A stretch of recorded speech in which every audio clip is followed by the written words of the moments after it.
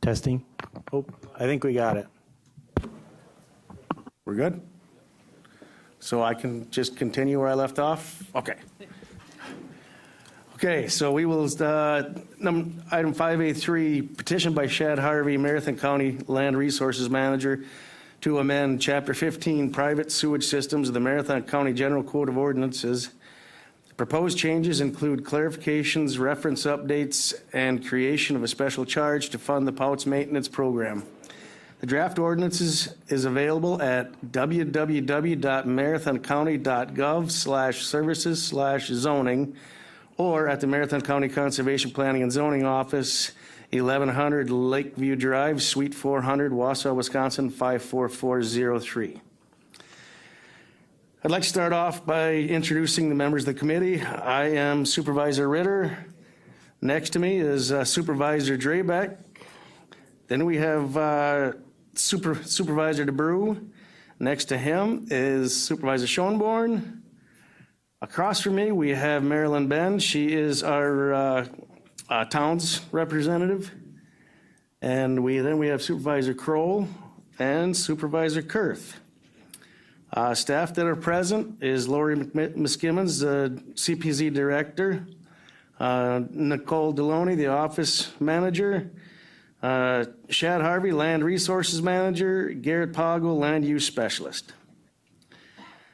The establishment of the ERC Committee is required by law for purposes of administration of county ordinances and land conservation programs. This committee must follow state laws and local ordinances as written. The committee cannot change or ignore any part of the ordinances or state laws, but must apply laws as written. The purpose of this committee is to hear and decide on proposed ordinances and ordinance revisions, rezoning petitions, and provide direction on land conservation and planning programs. The ERC committee will give a full and fair hearing to any person applying for a rezone petition. A tape recording is being made of the meeting, which will assist with the preparation of written hearing minutes. The committee is interested in hearing all pertinent comments and questions. Each hearing will be opened by reading the public notice and allowing staff to present a staff report, including evidence from any on-site inspection. The applicant and anyone wishing to testify will be sworn in and allowed to give testimony. Witnesses will be called in the order of those. First in favor, second opposed, and then third as interested may appear. The committee may ask questions of the zoning staff and applicant. It is necessary that we set a reasonable time limit on individual statements and on the overall length of the hearing. To promote orderly discussion, anyone wishing to present oral testimony or ask questions related to the hearing should state your name, present your testimony or question so it becomes part of the official record. We request you avoid repetition. Once the committee has all the necessary facts, the chairman will close the hearing, allowing no further testimony, and the committee will deliberate and decide in front of the public whether the applicant has met the standards in the ordinance. No additional testimony from the public is allowed during the deliberation. However, the committee may question staff for purposes of clarification. After a decision is made, the committee will proceed to the next hearing. Many of the decisions made by the committee are a recommendation to the Marathon County Board of Supervisors, who will take up the matter at a future county board meeting. Contact staff for more information regarding the county board process. The committee will now hear the application of item 5A1, Herbert and Shirley Jepson on behalf of Herbert C. Jepson and Shirley J. Jepson Trust, rural residential to rural estate in the town of McMillan. Garrett, do you swear to tell the truth, the whole truth, and nothing but the truth? I do. Okay. All right, this is for Herbert and Shirley Jepson, petition to rezone land, staff report September 2nd, 2025 for the Environmental Resources Committee.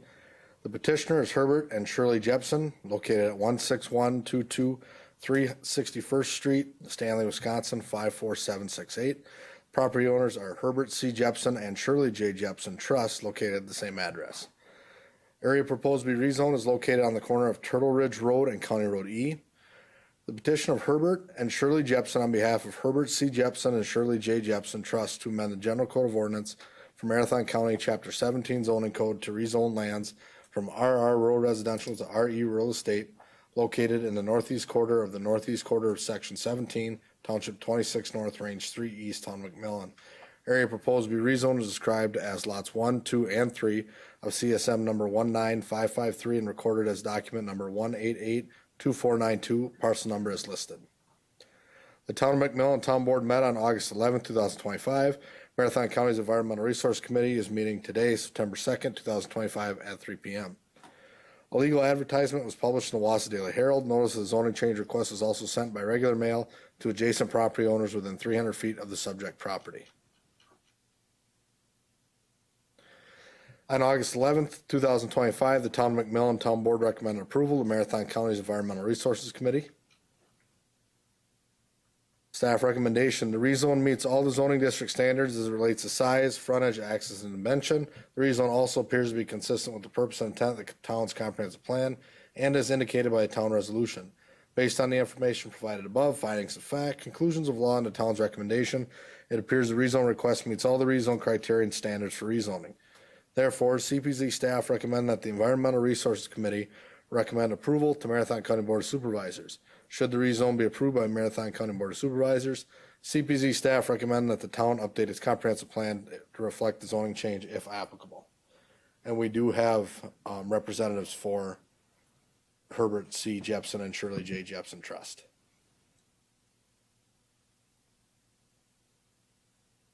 Okay, does anybody have questions for staff? Supervisor Drabek.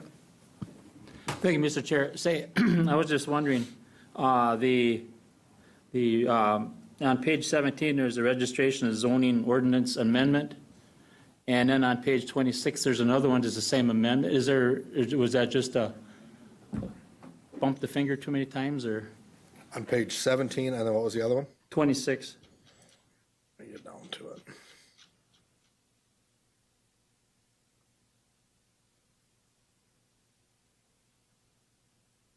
Yeah, it just looks like it was added twice. Thank you, yeah. It's twice as good. No, thank you. Any other questions for staff?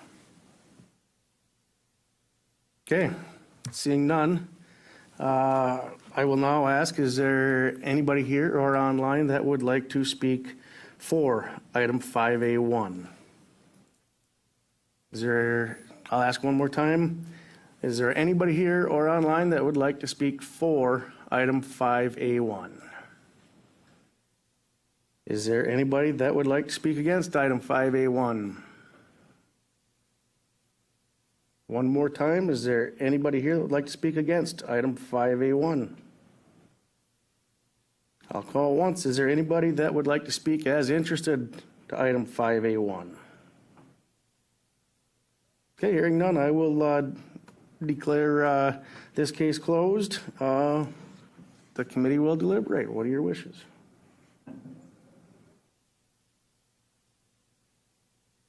Supervisor Drabek. Thank you, Mr. Chair. I'd like to make a motion to approve the rezone of Herbert C. Jepson and Shirley Jepson Trust from rural residential to rural estate based on the findings of fact as presented by staff, conclusions of law, and the town's recommendation. Okay, Supervisor Drabek with the motion. Do I have a second? Supervisor Schoenborn with a second. All in favor, say aye. Aye. Opposed? Motion carries. Okay, now we will hear item 5A2, Marwood Farms, Inc., urban residential to general agriculture, Town of Spencer. All right, this is from Marwood Farms, Inc., petition to rezone land, staff report September 2nd, 2025 for the Environmental Resources Committee. The petitioner is Marwood Farms, Inc., located at 102-236 Lincoln Spencer Road, Marshall, Wisconsin, 54449. Property owner is the same. Area proposed to be rezoned is located east of the intersection of Lincoln Spencer Road and County Road V. The petition of Marwood Farms, Inc. to amend the General Code of Ordinance for Marathon County's Chapter 17 zoning code to rezone lands from UR urban residential to GA general agriculture is located in the southeast quarter of the southwest quarter of Section 32, Township 26 North, Range 2 East, Town of Spencer. Parcel number is listed. The Town of Spencer Town Board met on July 14th, 2025. Marathon County's Environmental Resource Committee is meeting today, September 2nd, 2025 at 3 p.m. A legal advertisement was published in the Wausau Daily Herald. Notice of the zoning change request was also sent by regular mail to adjacent property owners within 300 feet of the subject property. On July 14th, 2025, the Town of Spencer Town Board recommended approval to Marathon County's Environmental Resources Committee.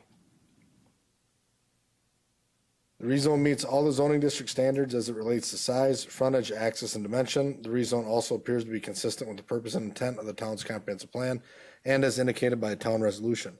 Based on the information provided above, findings of fact, conclusions of law, and the town's recommendation, it appears the rezone request meets all the rezone criteria and standards for rezoning. Therefore, CPZ staff recommend that the Environmental Resources Committee recommend approval to the Marathon County Board of Supervisors. Should the rezone be approved by the Marathon County Board of Supervisors, the CPZ staff recommend that the town update its comprehensive plan to reflect the zoning change if applicable. Okay, does anybody have any questions for staff? Supervisor Drabek. Thank you, Mr. Chair. I was just wondering it's kind of unusual to go from urban residential to general agriculture. I've not seen that too often. Is there a reason that it goes that way? Is that for like a building size or something? Yeah, so they own the adjacent parcel that surrounds this one. They want to put an addition on their house, but they can't meet the setbacks. So they're rezoning it to general agriculture so they can combine it with the property to the north. The property to the north is the rest of the farm. The urban residential lot has just a house on it. Thank you. Okay, any other questions for staff? Okay. Is there anybody in the room or online that would like to speak for item 5A2? Once again, is there anybody that would like to speak for item 5A2? Is there anybody who would like to speak against item 5A2? Once again, is there anybody who would like to speak against item 5A2? I will call once. Is there anybody who would like to speak as interested in item 5A2? Okay, seeing none, I will declare this hearing closed and the committee will deliberate. What are your wishes? Supervisor Kroll.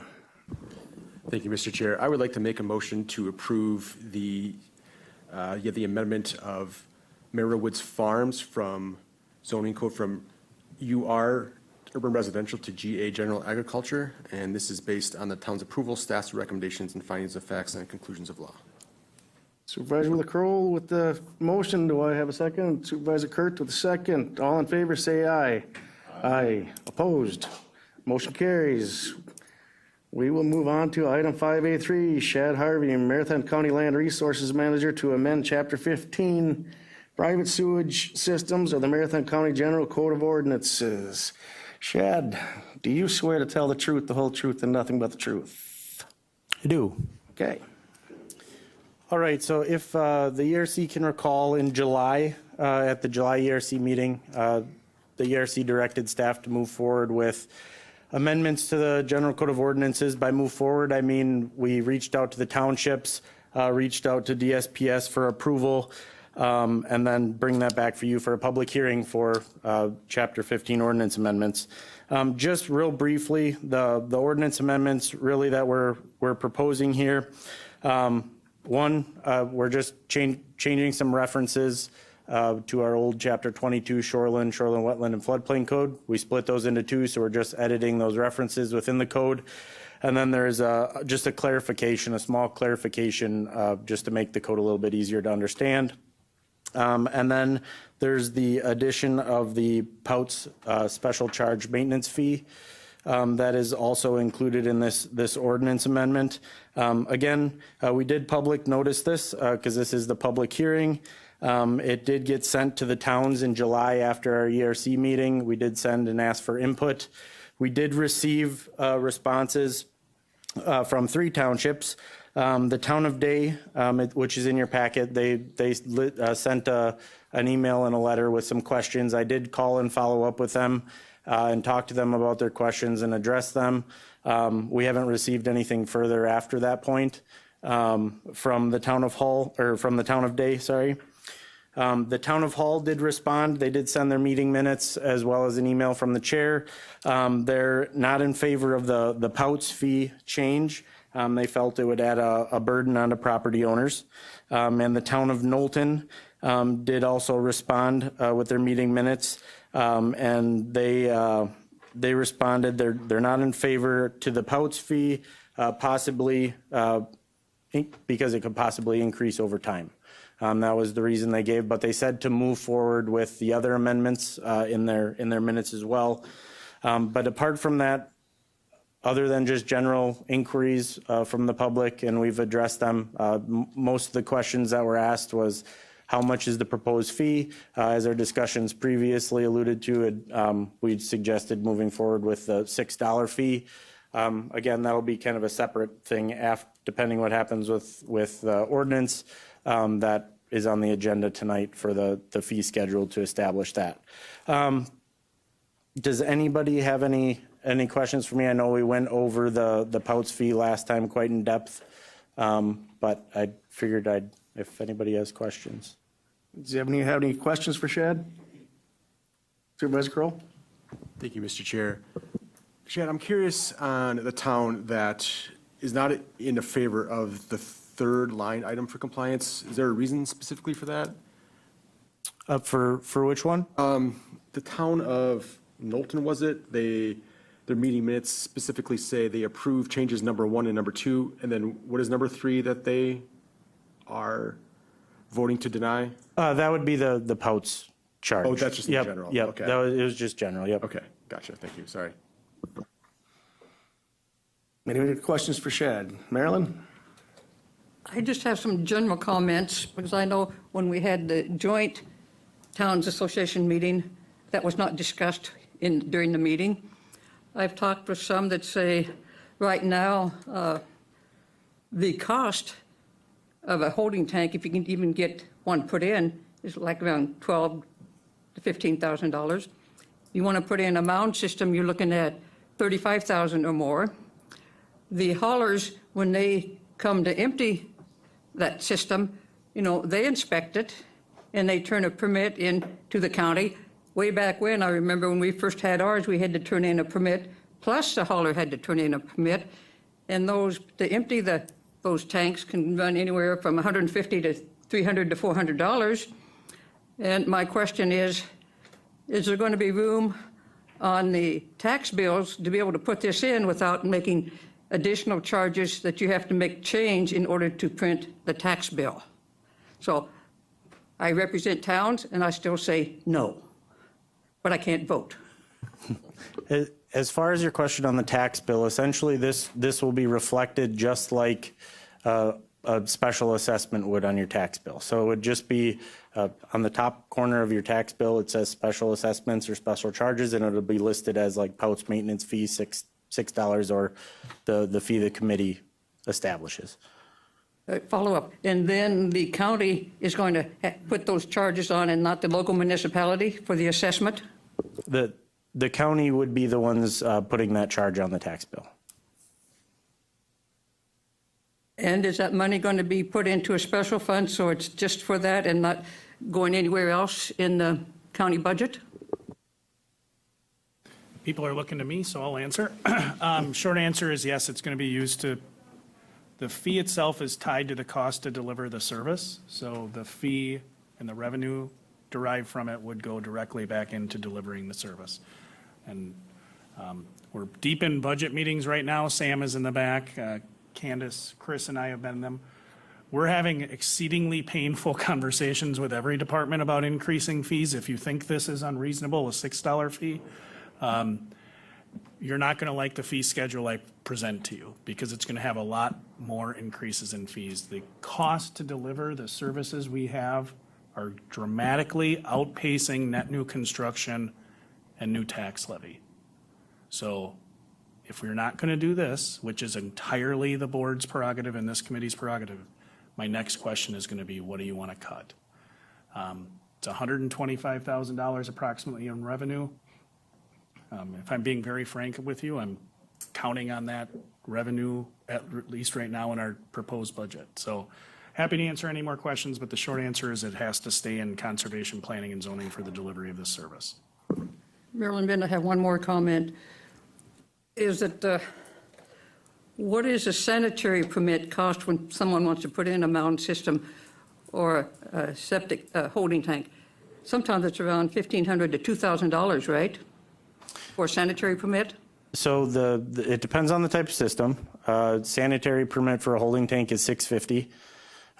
For a mound system, I believe it's $500 with a $250 review fee as well on there. The ones that get into the 1,000 range are generally after the fact permits where the permit fees double if they've started construction prior to obtaining a sanitary permit. But in general, the base price without the review fee is $650. Thank you. Yeah, it covers it doesn't cover the maintenance. Yeah, the permit fee doesn't cover the maintenance program. It covers the site inspections that are needed. Generally speaking, each POUT system gets 3 inspections. Sometimes they do require more. It also requires the time for review, and it also covers every permit we issue. We have to give the state a certain amount, around $100 of the permit has to go to the state as well. So the permit recovers those costs. It does not recover the cost for continual maintenance. Any other questions, Supervisor Dickinson? So my general question for this committee and the administrator is, at what point do we acknowledge that fees need to go up across the board, but at the same time, to balance that, are we looking at cutting staff in the county to manage that? Because you just can't continue to go up in cost and maintain the certain amount of staffing. And I don't hear that conversation in any committee or the board. Is that something that ERC or you are looking at? Thank you. Sure, I'll start. You're absolutely correct that as costs are increasing, there is board guidance, and through the budget assumption and priority setting process, the direction from the board was to tie those to the increased costs of staffing. So right now, our general presumption that we're having in all the budget conversations with the departments is identifying all of the fees that would not be amenable to a 7.5% increase. Because some of our fees are kind of market-driven fees. So we have specifically had conversations with solid waste, and that Dave is going to have with the Solid Waste Management Board. You know, how do you balance the competing interests of what will the private market bear and what are our costs? On the position piece, you're absolutely right. None of those conversations have happened at the committees, but I can already tell you that my estimate of where I'll come down in terms of positions that are not funded, that is, they continue to exist but have no funding and cannot be filled without funding being identified in the budget, we're probably going to be in the neighborhood of 8 to 10. I've had a number of those conversations already with various departments. It's a quiz question off the top of my head. Candace and Chris can add more, but we're not funding a position in the clerk of courts, not funding a position in the register of deeds, not funding a position in facilities, not funding a position in lorries, in CPZ, not funding a position in the health department. And I'm gonna keep, there are others. So yeah, essentially we're doing that through efficiency and identifying how can we not impact service level to the greatest extent possible. I think you can make an argument that we're probably going to impact service level. But yeah, we're going to not fund a number of positions. Yeah, go ahead, Supervisor Dickinson. So, and be clear, I am not talking about, hacking positions to pay for such. I'm talking about an overall game plan of what is the budget and how do all these changes occur, right? So, you look at if we want to increase fees, we want to increase taxes, how is it going to impact the everyday person? Is it justified to a certain area and all that? So I appreciate your comment, and I'm not in any way, and I'll share that, everyone who works for the county. I'm not looking at like firing people, but it's a basic budget analysis to make sure that if we're going to increase fees by 125,000, is that appropriate given what the market is and what our staffing is? That's all. Thank you. Yeah, and I would just say, I think we try to have those, they are nuanced conversations, to your point. We just got done having the medical examiner's initial budget meeting, and the discussion was around fees related to cremation permits, and those are governed by statute, and we're hoping to get some a legislative change through the state, but, you know, at the end of the day, to your point, if there's not a fee for a service for a specific thing, essentially what we're doing is we're subsidizing it with tax levy. So really, the conversation is one at the board level. That's why we, over the last several years, we've really tried to improve our budget process to have the fees in an appendix so that it's very transparent. These are fees for services, because absent those things, the only other way to fund them is through essentially what we refer to as levy. But yeah, make no mistake, I mean, this is, I feel like I say it every year, but this is by far the most challenging budget process I've had. We're not done, but it is going to envision a number of increased fees. I would say, from my conversations with my colleagues to this point, we're not unique in that. I just was advised of a neighboring county that increased one of their zoning-related fees from $400 to $1,000. You know, because levy resources are so constrained through net new construction, I think a lot of counties are having, every county, as I understand it, is having the same conversation that Vice Chair Dickinson referenced. You really, what are the services you no longer wish to desire to deliver? What are the services you want to continue to deliver, and how do you do that with scarcity of resources? Marilyn Ben, I have a question for Lance Leonard. Are you receiving less federal and state aid than what you were before that you have to make up locally?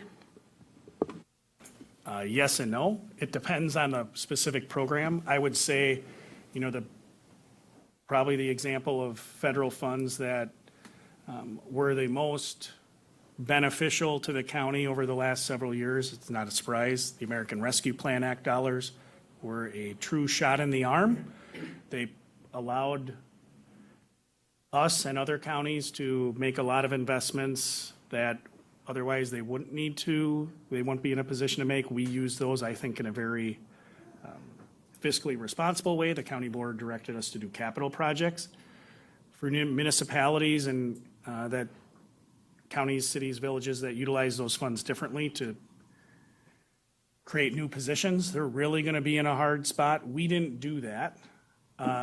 Generally speaking, we funded just really, off the top of my head, I think it was just one position was funded in that manner. So, and it was a casual position that's not going to be funded in this budget cycle. So across, it depends on what program it is. There are some through the state. I know some of Lori's programs, CPZ programs, saw some increases in funding. We saw some increases in funding in the courts.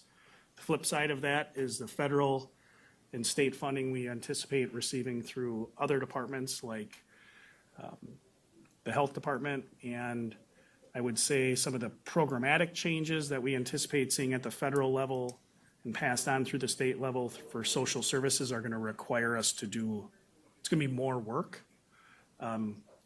with the same limited funding. So short answer, it depends. Anybody else have any questions? Supervisor Drabek. Thank you, Mr. Chair. I had asked you this once before, Lance, and I just wanted to get an idea.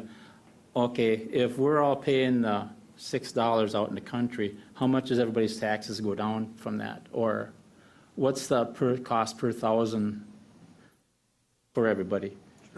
Short answer, the taxes won't go down through the allocation of this fee. As to my comments before, essentially, it's mitigating the need for the county board to cut stuff. The cost to continue to do business are going up far greater than $125,000. So the $6 essentially is going to be used specifically for the program that is, at least at this point, being funded through tax levy. What does $6 on, again, there's no levy impact, but if I wanted to put it in terms of levy impact, I look at your last year's budget as a predictor. 1 penny on the levy equated to $157,000. So $6 is not going to, across the county, $125,000 being raised is less than a penny per thousand. Significantly less than a penny per thousand. Yeah, continue. Yes. Our problem out in the country out there is we can't take the fees, the county can add on to the fees. The people that I live around, they can't add on to the fees and get more money so they can balance this out too. So you're taking that away from them. And if I go to the Alice report, if you recall the Alice report, we are already in an area that people aren't quite making it. So at least that's what I understand the Alice report. To say if I'm wrong on that, let me know. That's people that are working that are not really quite making it. So where are they supposed to come up with the money then? And they're at the end of the line. What do they do? I don't know if there's a baked-in question for me there, but that is the job of, That's it, yeah. quite honestly, I would say that's the county board's decision. If there's not the appetite to implement this fee, we're going to need to tell me, to the vice chair's point, give me the direction of what you want me to cut, and I'll cut it. But the only direction I've gotten relative to budget thus far is what's in your budget priorities and budget assumptions. And then the new programs for the minimum revenue guarantee from the airport was board direction, and I got direction relative to creation of a position for the addressing homelessness. Those are the new things. No, there hasn't been direction, hey, you know what, we want to get out of the pick a business, pick a program. And this is one that I can't say your alternative is to get out of the business because it's a mandated program by the state of Wisconsin. If they didn't mandate it, it would be a different issue, but this is one of those areas where the state has said, you have to do it, but there's no money that comes with you have to do it. So that's why 31 counties have already implemented these fees, is because my estimation, my characterization of their decision-making is there's no additional, how else do you deliver it? But it's a tough question. One further question for you to look into the future. You know that you have land now for the new highway buildings down in, eventually going to be built. Then you will then have the property on, now that you have, will be sold as a profit. So in the next few years, there probably should be a little bit of extra money, kind of, for when you sell the property where the current highway department is. That's just looking to the future into your budget planning. Okay, I just asked just to kind of keep these meetings in order, if you could just ask, I had other people that were ahead of you, so, yep. Supervisor Dickinson. Yeah, just one brief comment. I appreciate the administrator making the comment. And that is the difficult process of the budget when we talk about every committee trying to figure out, who should we cut? What is the area we should focus on is not working. And I mean it this way in a general mindset. So the administrator says, I need guidance to know who should go, like what areas should be cut. The committees don't have enough relevant information to really make that decision. And when you talk about the resolution and we want, raises to be at 3% or a budget range to be at 55%, it doesn't give us enough empowerment to say, you figure out where we need to cut. You should be smart enough, your department head should be smart enough, you're legitimately, excellently qualified to do that. For us to say, we need to figure out as these 38 supervisors where the cut needs to go really isn't our job. Our job is policy, budget, and you. And so I apologize for kind of going to the ERC, but in relation to this item, when we think about what those dollar amounts are, the only thing I will finally say is, please, in your due diligence, try to figure out how do we minimize that? And I don't know the answer, but in this, if you want to increase fees, that's fine. But is there a balance in that? Is there another department that should not increase fees? Is there all of that? So I appreciate the comment. Thank you. Okay, anybody else have any questions, comments? Supervisor Robinson. You know, again, I want to just reinforce some of the points that Lance made. $202 million budget, $57 million levy.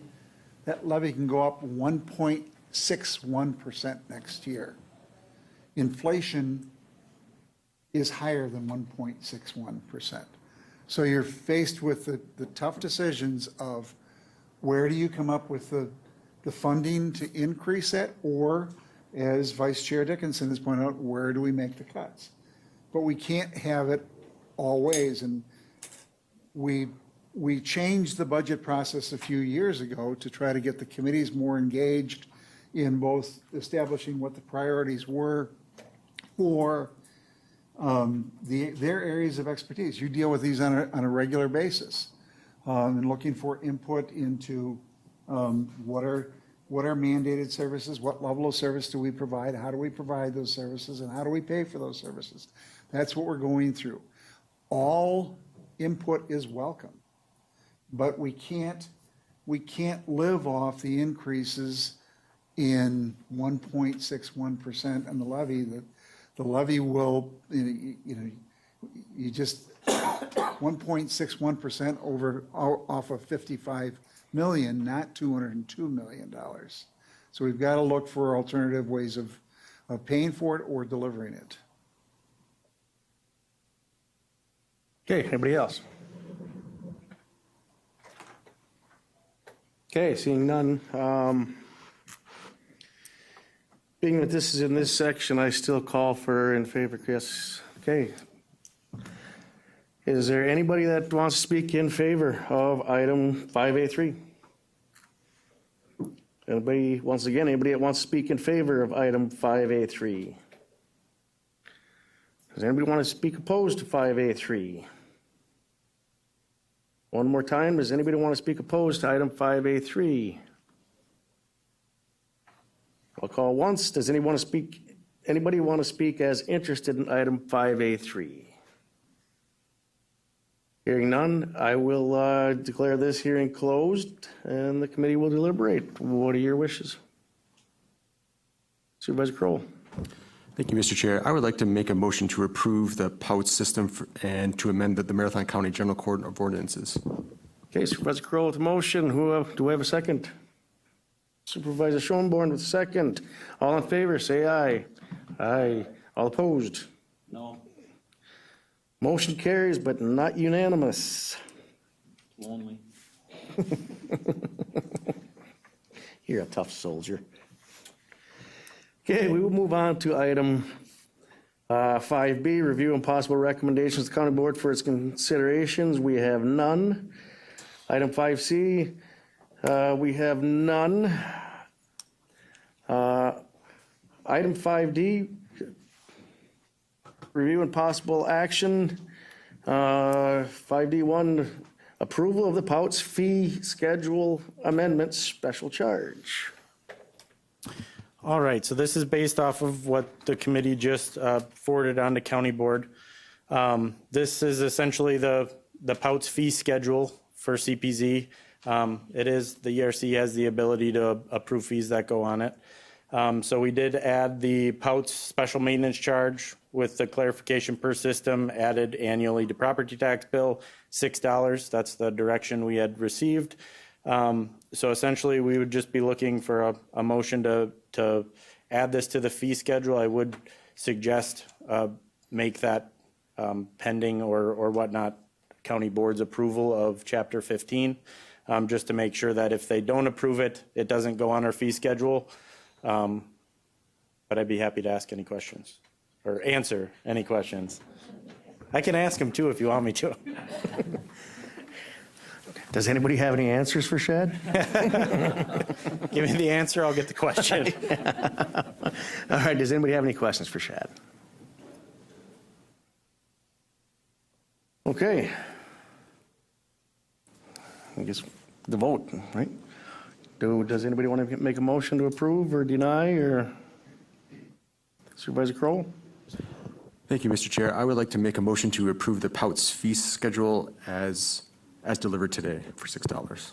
Okay, Supervisor Kroll to motion. Do I have a second? Supervisor DeBrew with a second. All in favor, say aye. Aye. Opposed? No. Okay, motion carries. We will move on to item 6, educational presentations, outcome monitoring reports, and committee discussion. 6A1, discussion of joint venture approach for solid waste facility leachate management system. Supervisor Robinson, want to talk about this? Thank you. First of all, I want to commend the solid waste manager for taking a forward look relative to trying to deal with the issue of PFAS in the leachate. And he's brought forth a proposal to go with a reverse osmosis system and desize it so that it would serve not only Marathon County, but some of the surrounding counties that are dealing with the issue. And, there's an ongoing concern with what do you do with the leachate. The wastewater treatment plants are becoming more and more reluctant to accept it because they have effluent discharge limits on what can be discharged into the river, and there's an increasing concern over biosolids and the placement of biosolids. So what the proposal was is to form a regional approach to it. I just like to draw your attention to, I gave you a handout and showed part of Chapter 2 of the county's calling for joint venture approval procedures. This process was created a few years ago by primarily former Supervisor Day and myself, and it grew out of concerns that we had when we entered into joint ventures, for instance, ADRC, where Marathon County was shouldering the burden for workers' compensation claims that were arising, and a lot of the care workers were having back injuries. And we were concerned about some of the other arrangements, and we wanted to make sure that there was a thorough evaluation of joint ventures before they were entered into and upon renewal. And we've kind of ignored it, but I think this is a great opportunity for us to look at this as the guideline on how we would propose it. The desire to deal with leachate on a regional basis has economies of scales associated with it, and it deals with the issues that Portage County and Shawano and potentially Lincoln County might have with their leachate. And under that proposal, it will come here to Marathon County and be treated, and the reverse osmosis system will not remove it, it will concentrate it. That leachate and the PFAS will then be recirculated into the landfill, and a lot of it will be absorbed through organic matter in the landfill, but there will be ongoing releases of PFAS from that recirculation process, and we'll collect it and hopefully concentrate it and reduce the volume, but it is a way of addressing it. That has both direct operational maintenance costs associated with the initial receipt of the leachate, but it has long-term responsibilities for whoever is running that system. In this case, if we accepted it in Marathon County from Portage County, and they made a payment at the time of bringing it in, that PFAS is continually recirculated, and we're going to have to treat it through the reverse osmosis during the life of the landfill and for 40 years after that landfill. So we need to make sure that we have a mechanism in place that spells out what are the roles of the other parties. Should they be asked to contribute to the capital side of things? What should their role be relative to the everyday operation and maintenance of that? And what will their responsibility be on a long-term basis so that Marathon County residents or the people using the Marathon County landfill are not saddled with a disproportionate cost associated with that going forward? And the way that you do that is through the joint venture agreement. And I wanted to bring it here for a discussion, but I think it's a discussion that we need to have early in the process. Again, it's a very worthwhile proposal, but I think we need to go in with eyes wide open. And Mike, I don't know if there's anything you want to. I have one question. Dave, you have, every so often you renew the agreements with Portage County and Shawano County. And were you able to get that one grant at one time that you had talked about that would be able to help with some of the funding of this project? So a couple questions there. So the grant that we're working towards is actually principal forgiveness as part of the environmental loan, and we are still working towards that. The application is due at the end of this month, actually, so October 1st. But yeah, so we're still working on that. We don't know exactly what principal forgiveness will be delivered to Marathon County. We'll know a lot more in December when the state comes out with their final rating and ranking of all the different projects that are being submitted. But relative to the agreement with Portage and Shawano, so that was there was a I imagine. Many years ago, back in 2003, Portage and Shawano County and Marathon were facing a similar conversation relative to handling trash, handling garbage in the region, and we opted to enter a 30-year agreement with both those counties that would contractually obligate all three of us to manage trash. And we would be the receiving county. Marathon County was the receiving county and had the landfill and the footprint to continue landfill operation. But those counties are obligated to transfer their trash to us, but they pay for the services and all of the costs and expenses proportionally. So if they're bringing 15% of our overall tonnage, then they share in 15% of the cost. So I know Supervisor Robinson and I have had some conversations relative to this about how does the current regional agreement that takes us to 2032, how does that play into this joint venture conversation? Do we look at a separate joint venture, or is the current regional agreement that we have with these counties, would that suffice, or is that lacking in clarity as it relates to an on-site water treatment plant? Is that above and beyond what's currently in the agreement? And I know I've shared with our Corp Council, some of the language that's in that agreement and how it discusses that sharing proportionally in the costs. And is something like this, as an environmental loan, something that if we have a debt service that we have to pay off over the next 20 years to fund this, is that something that we can tack on to a per ton fee? Is it something that we add as a water fee? Or do we want them to be more responsible, more liable than even what we have in place now? So I think there's still some questions that need to be answered. And I don't know if Corporation Council wants to discuss it all. I would love to. Well, I have a couple things just to add to the discussion, I guess. The first one is just looking at your joint venture rule. So joint ventures are enshrined in your board rules, Rule 22, which I think we all have in front of us, which is great. One of the hallmark definition of a joint venture is that the joint venture results in the formation of an independent governance structure through the creation of a separate, distinct, and independent board of directors for the proposed joint venture. So I think when we talk about the applicability of a joint venture in this particular circumstance, when we're talking about the treatment plant, one of the things I think we would need to be sure about is that the type of governance structure we would want?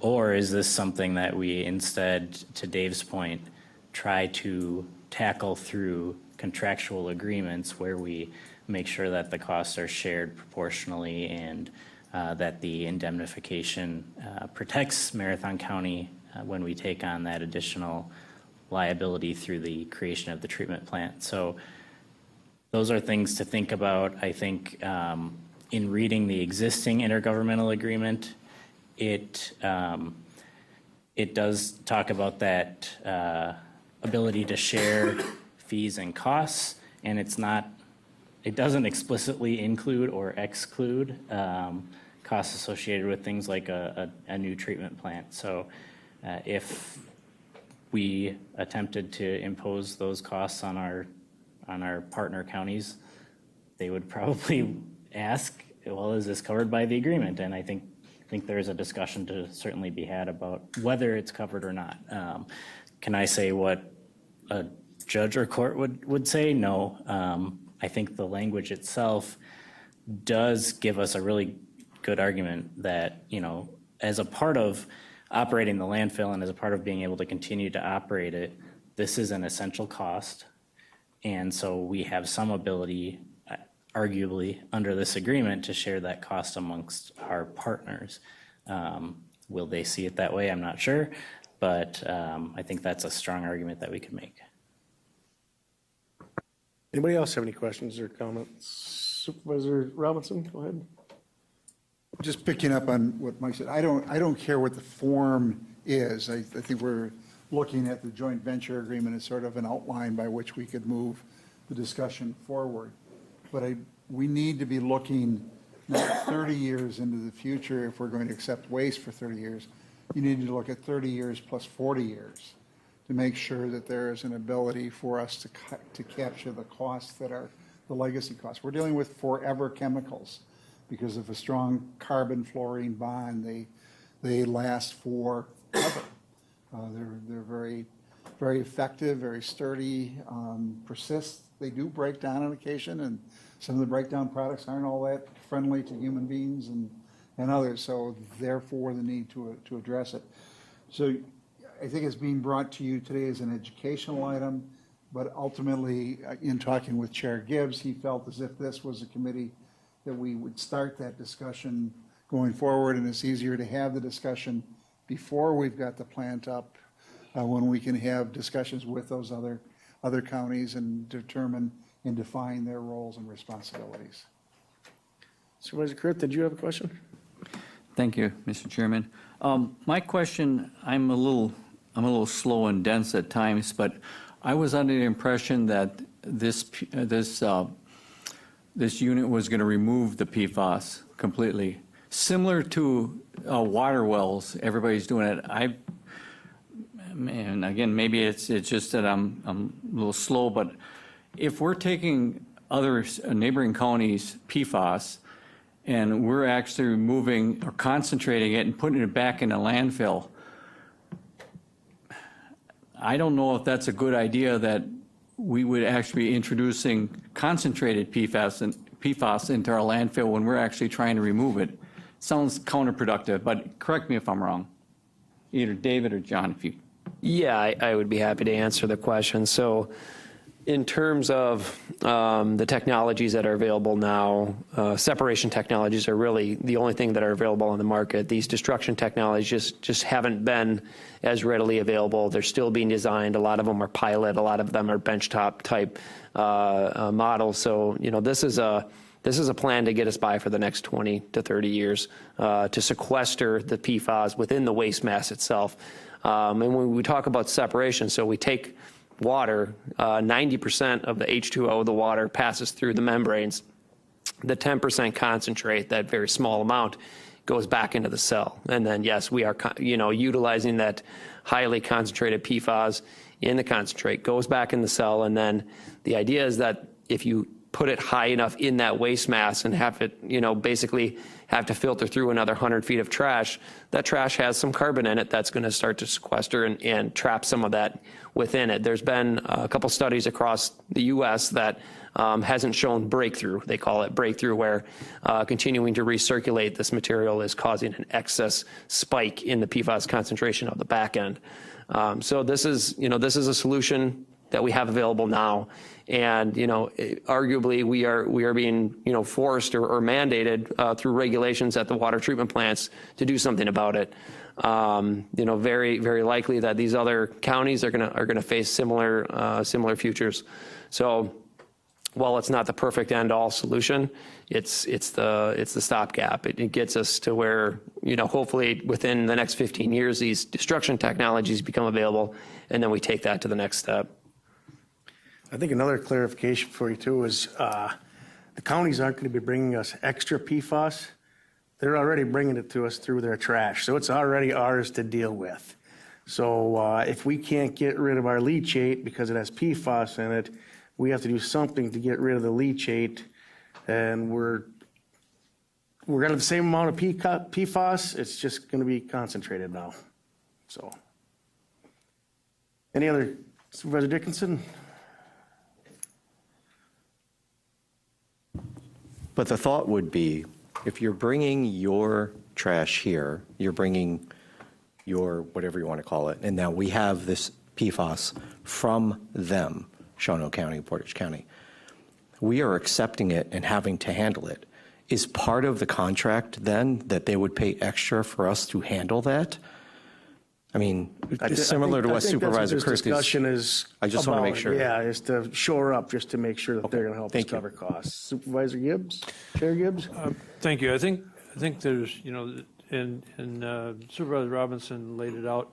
I think we've got possibly two avenues to approach this at.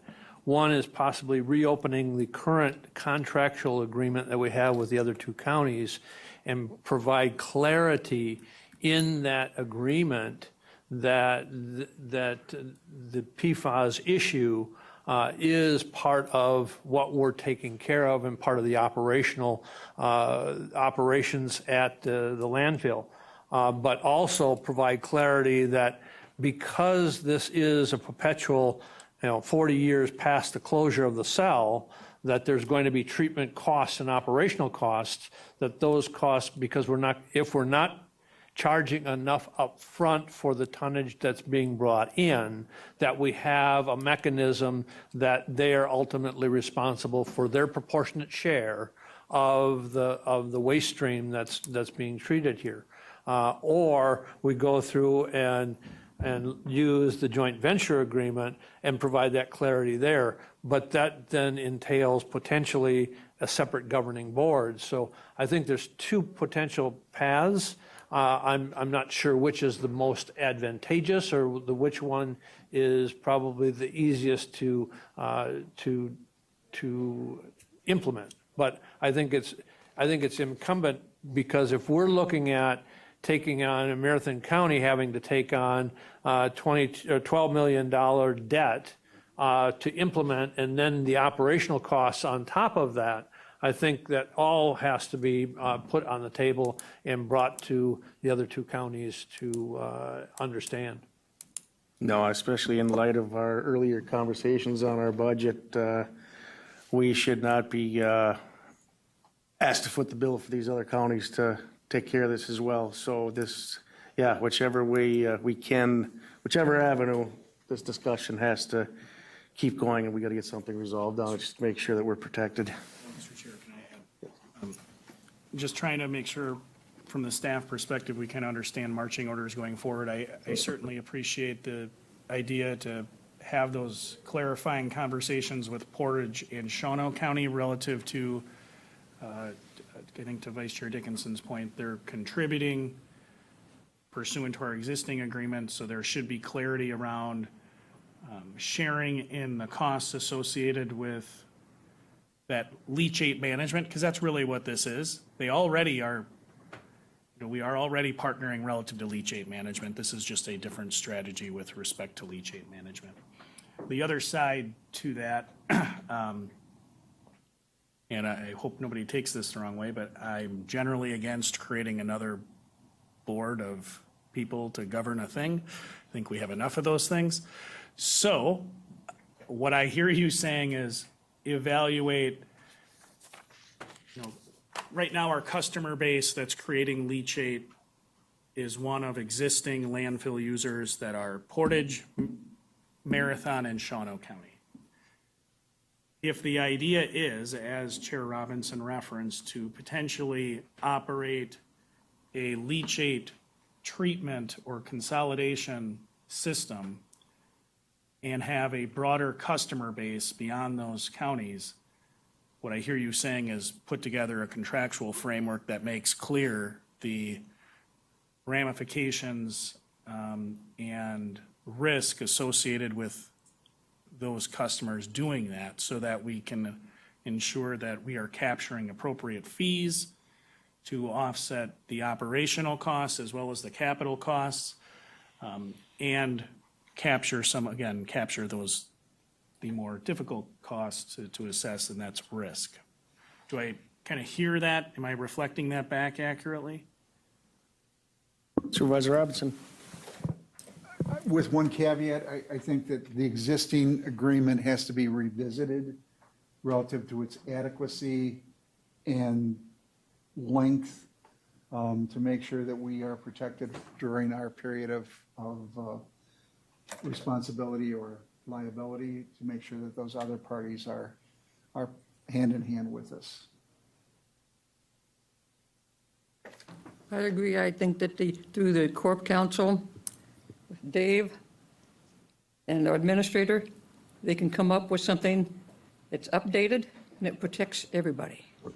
And just to be clear, in the interim, one of the things that we're working on is, to Dave's point, other counties, other municipal landfills right now they're all feeling this to some extent.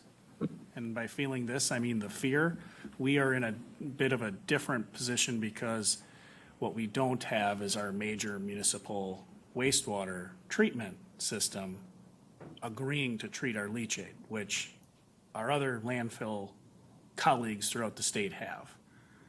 So Brown County, Dane County, right now their major municipal wastewater treatment systems treat their leachate. There's a cost to that, but our issue is twofold. One, the cost of treating the leachate, and two, getting the leachate to the place it needs to be treated, which the transport costs are significant. So we are working, continuing to work, I should say, with the city of Wausau to assess whether or not they can get to a place where they would take on that, perform that work for us in a similar fashion that the municipal partners and those other counties I referenced treat that leachate. But I think what I hear, 2 trains, 2 tracks, we'll keep moving on both, because a leachate consolidation system isn't going to be created and built in a day. And to the extent we can reduce our costs, which are significant. Dave, ballpark me on cost, pushing $1 million for transport and Right now, it's $1 million a year, yeah. transport and treatment. So significant. Okay, any other discussion? All right, we will move on to item 6A2, upcoming SaltWise trainings. Just really quick on this. Let me find the right page. There we go. Page 87 and 88 of your packet. I know a few times throughout the last year I have fielded some questions about what the county is doing as it relates to salt in our county. So I did want to let you know about these upcoming trainings. So through our municipal stormwater permit, we are a member of the North Central Wisconsin Stormwater Coalition and also a member of Wisconsin SaltWise. So they will be offering trainings here in Wausau. One will be at our Lakeview Conference Center related to smart salting workshops in winter.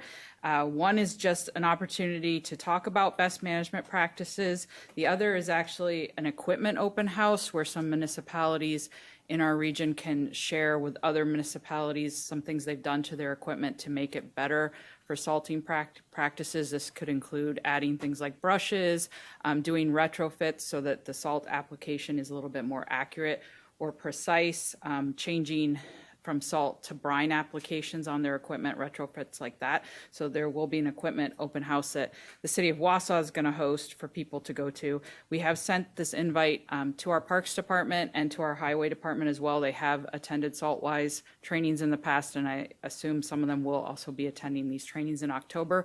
But SaltWise also wanted us to make our elected officials aware as well that these types of workshops and events are open to the public as well, so you can sign up and register. That's all I have. Okay, any questions on that? All right, we'll move on to item 7, policy issue discussion and potential committee determination. 7A, comprehensive update to the Marathon County Code of Ordinances, Chapter 17, zoning code.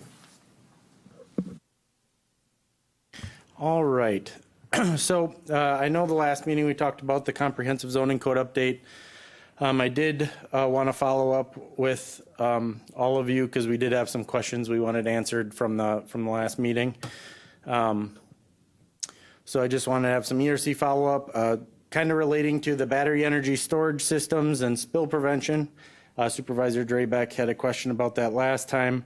And then tourist rooming houses or short-term rentals. Supervisor Kroll had some questions about that as well. So we'll start with the battery energy storage systems. I know it was brought up as a concern for spill prevention on these types of system. Right now, our code does have the National Fire Protection Association 855, which is standards that these systems would have to meet. That specific standard does actually also look at spill as the container that they're put in. So in our ordinance or our proposed ordinance, all BESS systems should have to follow the NFPA's 855, which would look at spill prevention.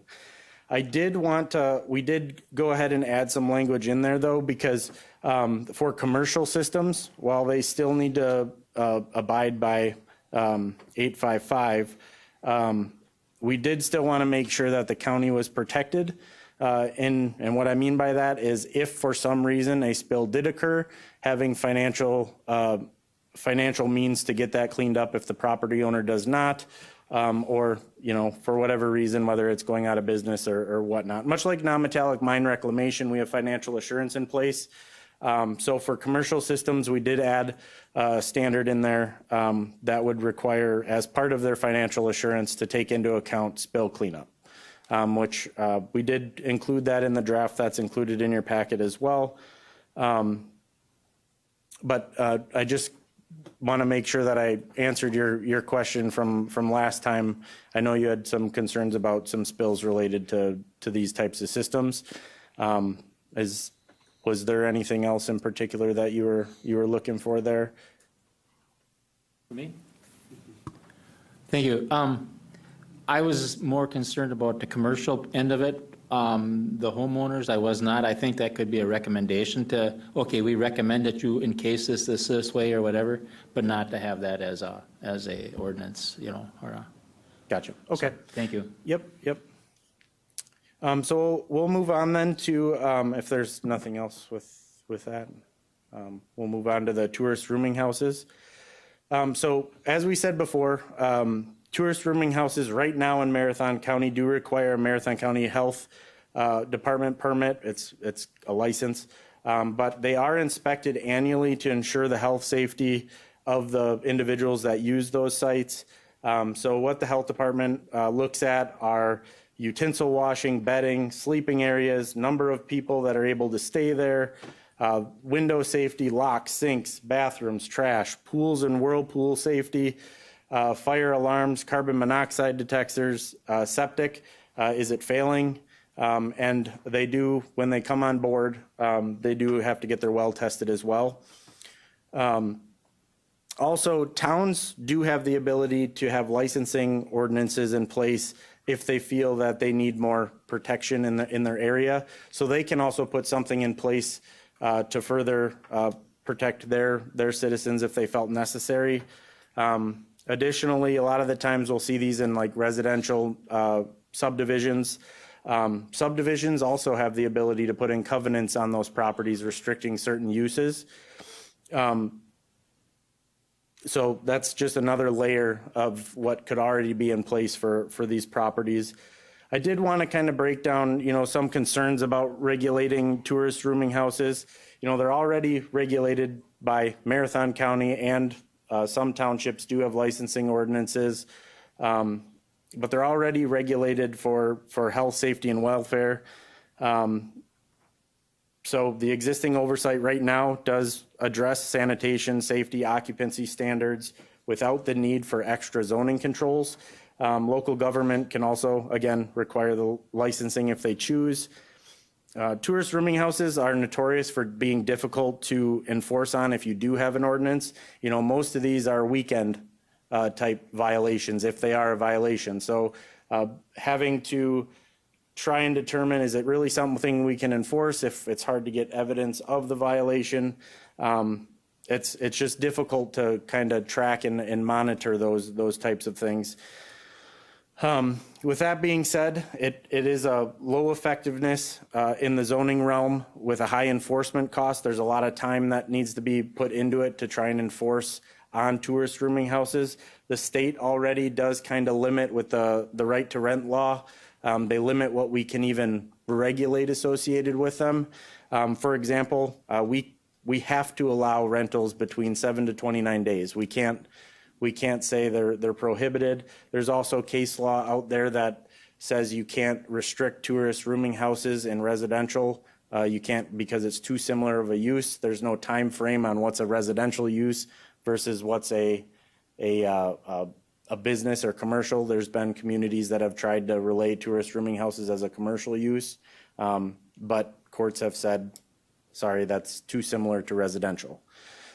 So right now, I think we're sitting pretty good in the sense where it's regulated for health and safety. And a lot of the factors that, we can regulate on are limited by, or that we would like potentially to regulate on, are limited by the state regardless. So I don't necessarily know if it would be the best to have this in our ordinance. To be honest, we really don't have all that many tourist rooming houses in Marathon County compared to some other counties. Along with that, if they're pre-existing, a new ordinance, they'd be able to operate how they've been operating even with the new ordinance in place. But I'm happy to answer questions or thoughts on that as well. Any questions for Chad? Supervisor Schoenborn? Thank you, Mr. Chair. Chad, how many rooming houses do you know are approximately in Marathon County? I did have I can't remember the number offhand. The health department actually tracks them, and they have a third party they go to that help them identify those. I want to say it was around 120, I think, total, something like that, that they have, that they know about. Yep. Okay, thank you. Jerry Gibbs. Also, Chad, if we did do and tried to put it in our zoning code, it would only impact the towns that are county zoned. And so any towns that are not county zoned that have rooming houses wouldn't be affected by that unless we went to a licensing. And that's something that's totally different than what we're talking about here. Correct. Yeah. So right now the health department, their licensing is countywide so in a sense, if we did put it in our ordinance, you're absolutely right. In the 18 towns that are county zoned, that's the only place we would be able to enforce on there. Okay, any other questions, comments? All right. So I just wanted to kind of talk about the general timeline since we got the follow-up taken care of. We're kind of at the point right now where I would like to ask the committee permission to send the draft to the townships to get some of their thoughts on it. We did receive, I wanted to let the committee know, we did receive a resolution from the town of Brighton requesting some changes to be added to the comprehensive zoning code update. After initial review of it, it looks like that resolution is going to be more along the lines of our farm preservation ordinance. Yes, it is in chapter 17, but that takes a different approval process. We have to go to the state to get approved on that. So, and right now, we're still working through the resolution, and we want to bring it to you guys when we've had our review so we can explain it and some of the implications involved with it. So once we get that review completed, we'll give you that information as well. Again, from initial review, it looks like that resolution would be more so in line with what we'll be doing after the comprehensive revision to the zoning code is completed. We'll start working on the farm preservation ordinance. We do have to update that every 10 years, so we're falling in line with that as well. But just so you guys are up to date, we did receive the resolution, and we'll get that when we have kind of a better understanding of what the implications are associated with it. So we're still sitting pretty good on a timeline. So we're still in the September, October range. We want to try and get the draft ordinance right now out to the township so they have some time to look it over, we'll have an open house associated with it so they can come and ask questions, bring other proposed things if they feel they would like some things adjusted or whatnot. And then again, November, we'd modify that draft based on those comments if needed. And then December, we would hope for final adoption. But I was hoping I could get the blessing of the committee to send this to the towns so we can get their comments going and we can kind of keep moving forward with this process. Would anybody like to make a motion to that?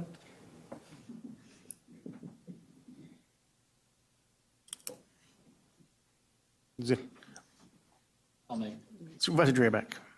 Thank you, Mr. Chair. I'll make a motion that this goes to the towns, draft or whatever it is, yeah. Okay. Okay, do we have a second? Supervisor Crowell with a second. All in favor, say aye. Aye. Opposed? Motion carries.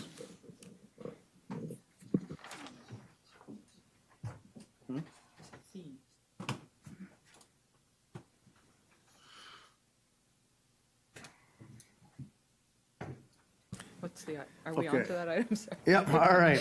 As long as we're done there, we will move on to item 7B, continued discussion regarding 2026 annual budget development policy recommendations from the committee, including review of the mandatory versus discretionary program documented and discussion of rates and fees. Okay, I'll start us off. One thing the three departments did include in your packet this month was our proposed fee increases that we are putting into the budget process. So we just wanted to take a few moments to discuss those with the ERC so you'd be aware of what's going into the budget. For conservation across the board, where you see a change, it's predominantly that we have followed the guidance to raise it by 7.5%. And then we usually round to a 0 or a 5 because we're not going to charge $85.40. It makes it very, very difficult to keep track of those things for us. So we do round. The one place where our fees are going up by more than 7.5% is in our non-metallic mining reclamation fees. By statute, we can reclaim everything it takes to administer the program. So we can charge a fee that recuperates what we need to fund our people and our processes to do that program. So in doing the analysis, we did bring an increase to you on the non-metallic mining reclamation a couple years ago. We wanted to monitor it last year to see where we were in terms of recouping those costs. We were still falling behind, so the increase we are proposing through this budget cycle is 14% actually, and that will help us get to that point of recouping all our costs to manage that program. So that one is going up by more than 7.5%. A couple that we're not changing that we'll talk about. First, I'll start with the land division fees. We did just take those up by more than 3% last year, and we would like to get one more year worth of data just to see where we are in recouping costs on the land division before we increase them again. We did increase them by about 8 to 10% last year. So we have asked for no change on those this year. The other ones that have no change are predominantly our conservation incentive programs. So that's where we're trying to get a landowner to adopt or come into a best management conservation practice. And so it is something they don't have to do. It's something that they opt into, so we don't want to make the cost so hard that it's a barrier to them coming into those programs. The other thing to know about that is our DATCAP staffing fees that we get from the state are to help us implement parts of our land and water resource management plan and these types of programs. So we are getting some funding from the state to help implement things like the Farmland Preservation Program and CREP and things like that. So that is why we're not proposing any change to conservation incentive fees. And also, the other thing to know with conservation is that we are always applying for grants. We're actually going to pursue an EPA grant coming up here where we will also be able to include some staffing costs in that. So that's something, every time we see these grants come forward for conservation, we do look at whether or not staffing and things like that are eligible, and we are building those into our applications. So, any questions on CPZ fees?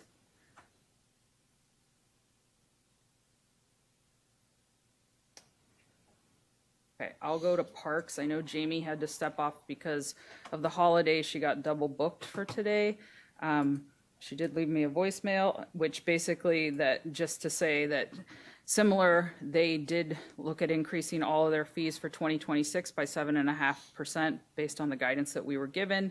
A couple things she did note is that they do have 2027 fees in there as well, and that's projecting the 3% increase, and that's because certain reservations can be made a year out, so they do have to adopt fees for 2027 right now. I think I'm explaining that correctly, right? Okay. And the other thing she noted is they did take this through the Parks Commission, I believe, this morning, and I don't believe there were any comments, but generally there was support for the fees as proposed. So. And Administrator Leonard, if you have anything else to add on parks fees. I think there might be some that she didn't potentially increase because of market. Yeah, okay, so. All right, and then I will let Dave speak to the solid waste fees. Let me get to that page.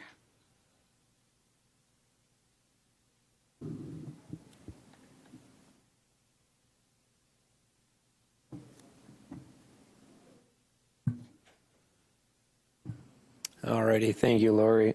So pretty standard. We went with a 7.5 as recommended. If you look at our normal gate rate, that's actually slightly lower than the 7.5. That's at a 6% increase going from 62 to 65, but then our contract rate is a little bit more. It's actually a 9, but kind of blends out. It depends, who's bringing the trash. We have different generators. We have contracts. We have municipalities. We have businesses. We have just the general public coming in with their pickup trucks. So it's kind of a blend of all those different types of services that we provide to the various generators of waste throughout our community. As we go down, just some standard increases in some of the recycling programs that we offer. Many of the recycling programs in the VSQG hazardous waste programs that we offer are really for basically a break even. We're not utilizing these programs to make a huge surplus. It's we're providing these services because that's for the benefit of the community, to get these materials out of the waste stream, to get them to find a home for them. We are not the end home, so we do receive complaints from time to time that our rates for some of our recycling items are a bit high, but we try to reiterate, like, hey, these refrigerators, these appliances, these electronics, this is just the one stop here, and then we need to transport that off somewhere else. So that's why those rates are a little bit higher. We actually work with a local salvage yard to manage those materials. I will say, relative to what happens with our water treatment facility, if that goes through, then we would very likely see a debt service of about $4 to $5 per ton of waste that's coming in to help offset, and pay that over a 20-year period. So, that's something that will still need to be determined, and we'll need to figure out what the state is willing to provide us as it gets closer to the end of the year here. But certainly letting our customers know that that's something that we're still evaluating, and we'll try to keep them apprised of what rate changes are to come as soon as we know.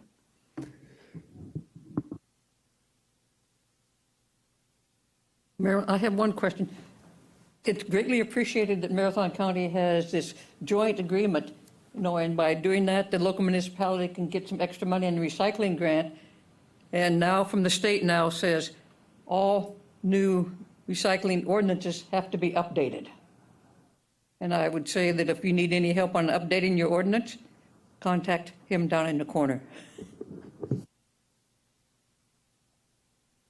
Any other questions or comments? All right, we'll move on. Item 8, next meeting, September 30th, 2025, and future agenda items. 8A, committee members are asked to bring ideas for future discussion. 8B, announcements, requests, correspondence, discussion of possible ERC meeting on Tuesday, October 14th, 2025 at 3 p.m. So in July, we tried to schedule that education-only meeting to give you an update on several of the conservation efforts that we've been working on in relation to the implementation of our land and water resource management plan. So we did end up not being able to have that because we didn't have all the right people to be able to attend. So we're looking at October 14th at 3 p.m. for that new date. So we wanted to put that out there and see if the committee could agree to that now or not. So.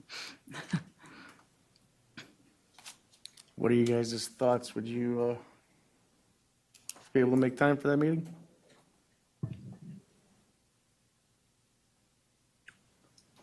I think the majority says let's go for it. Okay, then we'll get that scheduled. Thank you. Okay. Item 9, motion to adjourn. Make a motion. Supervisor Drabek with a motion. Do I have a second? Supervisor DeBrew with a second. All in favor, say aye. Aye. Opposed? Motion carries. We are adjourned. Thank you, everybody.